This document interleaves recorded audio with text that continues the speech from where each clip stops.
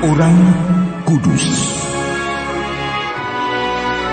Sobat Katolikana, saatnya kita simak kisah orang kudus yang dipersembahkan oleh Radio Katolikana.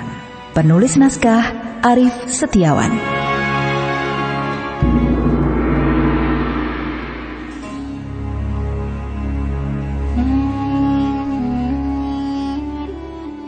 Saudara-saudari, hari ini kita akan mengikuti kisah Santo Filipus dan Yakobus muda.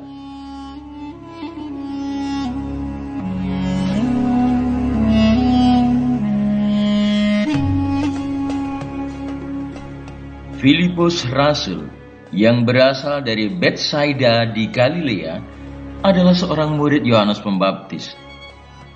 Ketika Yohanes memperkenalkan Yesus sebagai anak domba Allah, Filipus ada di situ.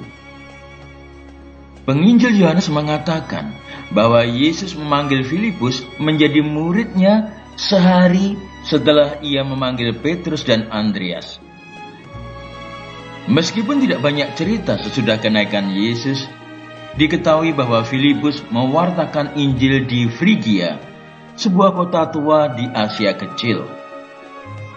Dalam perjalanan hidupnya, Filipus menderita penganiayaan hebat dan disalibkan dengan kepala di bawah, sebagaimana dialami Petrus di kota Roma pada masa pemerintahan Kaisar Domitianus.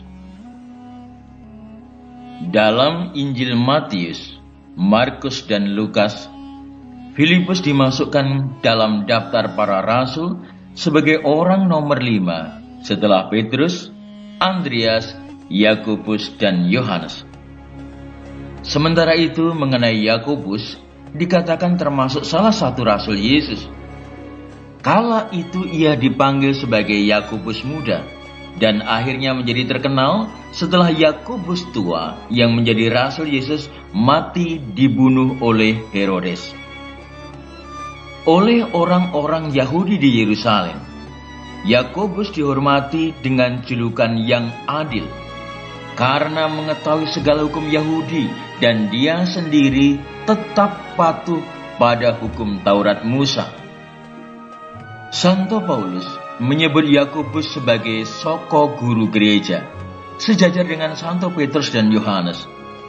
Pada masa kepemimpinannya sebagai uskup Yerusalem, ia berhasil mempertobatkan banyak orang Yahudi di Palestina.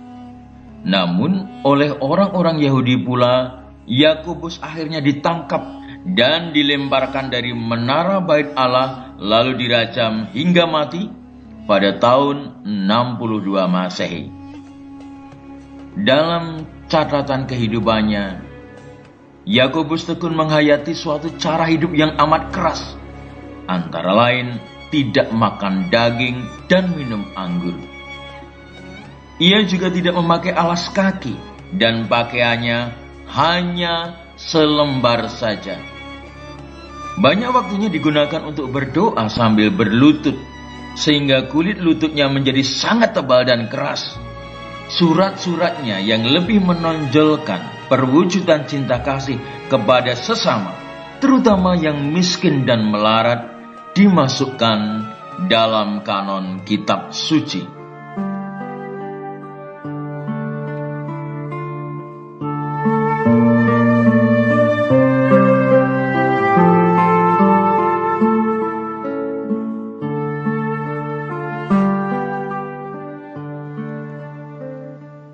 Saudara-saudari, orang banyak masih ada di seberang Danau Galilea. Para murid Yesus sudah berangkat. Mereka tahu Yesus tidak ikut mereka. Di mana dia? Mereka mencarinya. Kemarin mereka makan roti dan ikan sampai kenyang. Sekarang mereka sudah lapar lagi. Di mana mereka bisa mendapatkan makanan? Ada beberapa perahu datang dari Tiberias, namun Yesus tidak ada di situ. Mereka naik perahu-perahu itu sebanyak yang bisa ditampung, dan tibalah mereka di Kapernaum. Mereka amat senang melihat Yesus sudah ada di sana. Mereka berharap mendapat jatah roti lagi. Tapi kali ini tidak ada pembagian roti.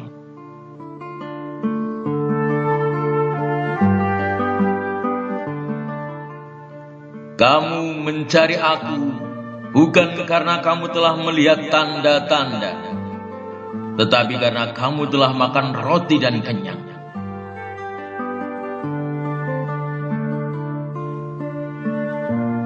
Itu benar. Mereka hanya ingat perut. Mereka tidak berpikir lebih jauh atau lebih dalam apa makna roti itu. Mereka tidak menghubungkannya dengan Nabi Elia yang membuat mukjizat selama persiarahan di padang gurun. Kemarin, mereka makan sampai kenyang dan tidak memikirkan siapa yang memberi. Demikian pula kita. Terkadang pun kita sering seperti mereka, hanya menikmati, tetapi tidak pernah memikirkan pemberinya, apalagi bersyukur.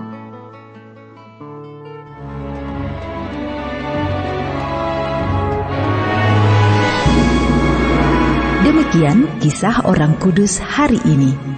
Kisah orang kudus dapat Anda simak di Radio Katolikana setiap hari pukul 12 waktu Indonesia Barat dan pukul 19 waktu Indonesia Barat. Sampai jumpa di kisah orang kudus selanjutnya.